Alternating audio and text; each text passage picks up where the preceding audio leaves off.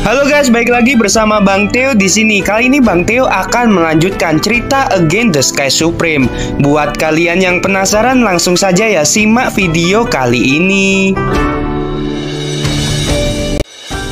Tanjun mengangkat jubah dingin, napas kura-kura. Matanya dipenuhi dengan niat membunuh. Mari kita bicarakan mengenai dendam lama kita. Kamu mengirim Duan Zhen dan Jiang Xia untuk membunuhku lebih dari setahun yang lalu. Sayang sekali mereka mati di tanganku. Jika bukan karena harta yang aku bawa, mungkin aku sudah mati. Setelah mengatakan hal itu, Tanjun bangkit dan tiba-tiba menginjakkan kaki kanannya di telapak tangan kanan Luwu. Tanah bergetar dan telapak tangan kanan Luwu hancur dan darah berceceran. Ah, Tanjun, dasar bajingan. Luwu meratap seperti hewan. Bicaralah sebanyak yang kamu mau. Tanjun membuat senyum kejam di wajahnya. Luwu, tanyakan pada dirimu sendiri, kapan aku menjadi musuhmu? Penyebabnya juga muridmu Li Zikuan yang mempermalukan dan mencabuk murid tukang. Ya, aku membunuh muridmu Li Zian. Aku juga setuju bertarung hidup dan mati dengannya. Dan kamu binatang, kamu telah mencoba membunuhku berulang kali. Dan aku merasa gatal ketika aku memikirkan hal itu. Begitu Tanjun selesai berbicara, Tanjun menendang kursi dan menginjak tangan kiri Luwu. Luwu ditekan ke tanah oleh singa naga emas, membuat jeritan yang menakutkan. Tanjun, aku salah. Tolong jangan bunuh aku.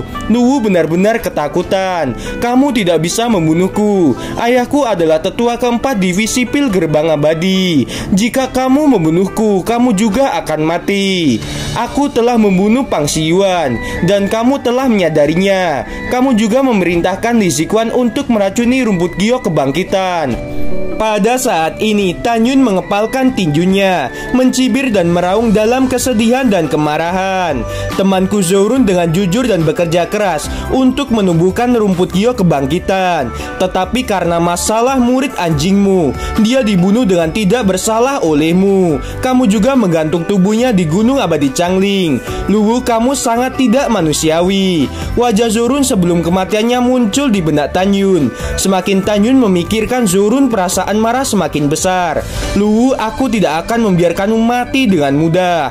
Tanjun berbalik di antara kedua tangan Luwu, memegang pedang terbang dan memotong kaki Luwu. Karena Luwu terluka parah dan jiwanya terluka parah, Tanjun segera menggunakan mata ilahi Hongmeng untuk mengendalikan Luwu dan berkata, "Beri aku kolam spiritualmu." "Baiklah," kata Luwu. Tanjun menghancurkan kolam spiritual Luwu, menyeburkan 3 suap darah satu demi satu. Saat kolam spiritual Luwu dihancurkan, kerutan di wajahnya semakin banyak. Rambut putihnya mulai rontok dan alisnya juga memutih dengan cepat. Luwu terlihat sangat tua sekarang. Usia sebenarnya Luwu adalah 190 tahun. Kolam spiritual adalah fondasi bagi para kultivator. Jika kolam spiritual dihancurkan, basis kultivasinya juga akan hilang. Karena itu seluruh tubuhnya cepat menua dan cepat lelah. Tanjun segera menyegel anggota tubuh Luwu yang berdarah. Dan setelah melepaskan kendali mata ilahi Hongmeng, Tanjun menggunakan api Hongmeng untuk membakar napas jejak dirinya dan singa naga emas. Setelah membersihkan kaki yang patah dan noda darah di gua, Tanjun menginjak singa naga emas, membawa Luwu dan terbang menjauh dari gunung Lu Daoxian. 2 jam kemudian, Tanjun muncul di pegunungan 30.000 mil jauhnya di selatan gerbang Gunung Danmai. Dalam kegelapan, Tanjun menggali gua di puncak dan melemparkan Luwu. Setelah itu pintu masuk gua diblokir dengan batu. Pada saat ini Tanjun tidak membunuh Luwu. Alasan terpenting adalah dia tidak ingin melibatkan Shen Subing. Tanjun tahu bahwa dengan kehidupan Luwu yang lemah saat ini, Luwu akan mati setidaknya dalam 5 hari. Hanya dengan begitu lampu kehidupan Luwu akan padam. Dan pada saat yang sama, Shen Subing sudah dalam perjalanan ke Sekte Abadi. Hasilnya ayah Luwu yaitu Lu Yi tidak akan punya alasan yang masuk akal untuk menyalahkan Shen Subing. Setelah berurusan dengan Luwu, Tanjun kembali ke Gunung Abadi nomor 555 dalam semalam. Pada saat ini Tanjun pergi ke kebun obat Lingshan dan pergi ke Gunung Abadi Bingking dengan 50 murid termasuk Daniu. Di puncak besar Gunung Abadi Abadi Bingking. Lebih dari 60.000 murid diatur dengan rapi. Di depan para murid, lusinan diaken berdiri dengan tenang. Semua diaken, tetua kedua sampai ke-11 telah hadir, tetapi Luwu tidak terlihat. Di luar aula Bingking, Shen Shubing berdiri tegak, dipimpin oleh dua alkemis hebat tingkat rendah, Luo Fan dan Song Hong. 48 murid alkimia berdiri dengan hormat di kiri Shen Shubing. 48 murid termasuk 40 alkemis tingkat tinggi dan 8 alkemis suci. 50 orang mewakili sekte suci dan pergi ke sekte abadi untuk berkompetisi dalam keterampilan pil. Nanggong Rusue, murid langsung Shen Shubing, berdiri di sisi kiri Shen Shubing. Pada saat ini semua tetua dan murid datang untuk mengantar pergi perwakilan sekte suci divisi pil. Shen Shubing menatap Diaken Fengxi, mendengus dengan dingin dan berkata dengan tidak senang. Semua penatua dan murid datang untuk melihat, tetapi tetua ke-12 tidak terlihat. Apakah kamu tahu di mana dia? Kepala bawahan tidak tahu. Fengxi berkata dengan hormat dan jujur. Penatua dan diaken lainnya, termasuk semua murid, juga merasa bahwa Luwu terlalu berlebihan. Shen Shubing berkata dengan dingin, "Aku tidak akan menunggunya." Cincin Qiangkun Shen Shubing menyala cahaya keemasan, dan perahu roh senjata sub berdaulat tertinggi muncul dari langit di atas puncak, tiba-tiba menjadi raksasa 300 kaki. Shen Shubing menghilang dalam sekejap dan muncul di perahu roh. Segera 51 murid termasuk Luo Fan, Song Hong dan murid taman obat termasuk Tan Yun dan Dan Yu melompat ke perahu roh. Sesampainya di perahu, mereka membuat barisan dan berkata, "Kami berharap kepala memimpin murid divisi pil dan kembali dengan kemenangan dengan mengalahkan sekte abadi dan istana jiwa abadi." Di puncak, ketua kedua Du Chen berkata, "Aku berharap kepala divisi kembali dengan penuh kemenangan." Lebih dari 60.000 murid membungkuk ke perahu roh, berteriak serempak sepanjang hari.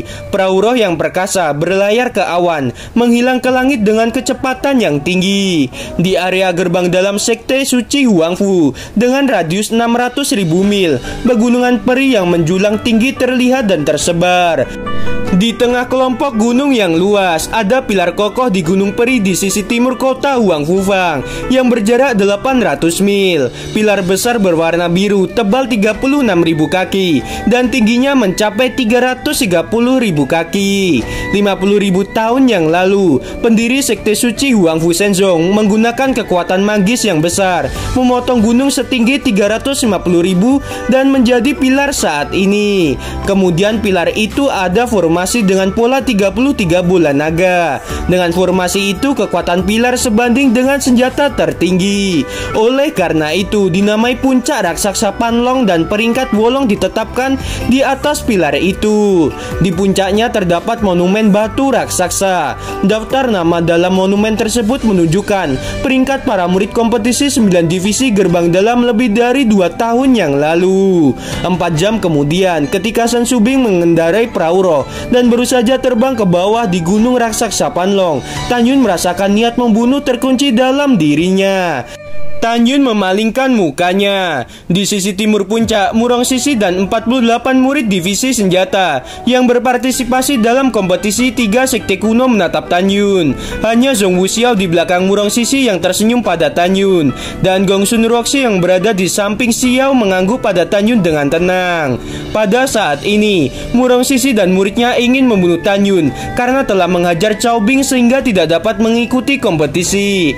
Tan Yun tersenyum pada Zhong Wuxiao dan tersenyum melihat niat membunuh murid divisi senjata lainnya. Shen Shubing dan Murong Sisi tidak saling menyapa, apalagi melakukan kontak mata. Jadi mereka memimpin para murid untuk berdiri di sisi lain dari puncak. Setelah beberapa saat, 2 perahu roh datang satu demi satu dan terbang turun di puncak Gunung Panlong. Di salah satu perahu roh ada kepala divisi formasi gerbang dalam dan 50 muridnya. Di kapal lainnya ada wanita tua, yaitu kepala jimat gerbang dalam dan 50 muridnya. Saat ini divisi pil, divisi senjata, divisi formasi dan divisi run berkumpul. Keempat kepala divisi gerbang dalam tidak memiliki komunikasi satu sama lain, tetapi para murid saling memandang dari kejauhan dengan mata penuh persaingan. Sekitar setengah jam kemudian, keempat kepala divisi tiba-tiba menatap kelima sosok yang datang. Dalam sekejap 5 sosok itu muncul di atas puncak. Pemimpin orang yang datang itu seorang pria berbaju biru. Penampilannya sangat bermartabat. Orang itu adalah kepala sekte saat ini, yaitu Tante Xuanzong. Di belakang Tante Xuanzong ada seorang wanita berpakaian hitam dan 3 pria tua. Wanita berpakaian hitam yang cantik dan tak tergantikan secara alami adalah kepala divisi pil gerbang abadi, yaitu Tan Xinying. Dan ketiga orang lainnya adalah kepala divisi senjata gerbang abadi, yaitu Si Kong Ziyun. Kepala divisi formasi gerbang abadi Wei Ruisheng, dan terakhir kepala divisi jimat gerbang abadi, yaitu Zhu Ziping. Bawahan Shen Subing memimpin murid divisi pil memberi hormat pada kepala sekte. Bawahan Murong Sisi memimpin murid divisi senjata memberi hormat pada kepala sekte. Shen Subing, Murong Sisi, kepala jimat dan kepala formasi memimpin murid-murid mereka untuk sujud kepada Tang Te Xuanzong. Tang Te Xuanzong mengangguk dengan anggun, dan nada samarnya dipenuhi dengan makna yang tidak perlu dipertanyakan lagi. Kompetisi 3 sekte kuno pil, senjata, formasi dan jimat sangat penting. Para murid harus melakukannya yang terbaik. Murid mematuhi perintah. Semua orang berkata serempak.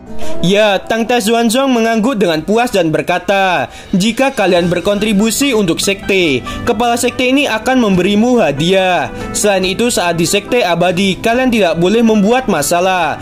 Jika kalian diprovokasi oleh orang lain, kalian harus sabar kalau memang tidak mempunyai kemampuan. Tetapi jika kalian memiliki kemampuan, kalian bisa hancurkan orang yang memprovokasi kalian. Kalian harus ingat bahwa ketika kalian pergi ke sekte abadi, kalian mewakili wajah sekte suci Huangfu Shenzong. Kalian mengerti?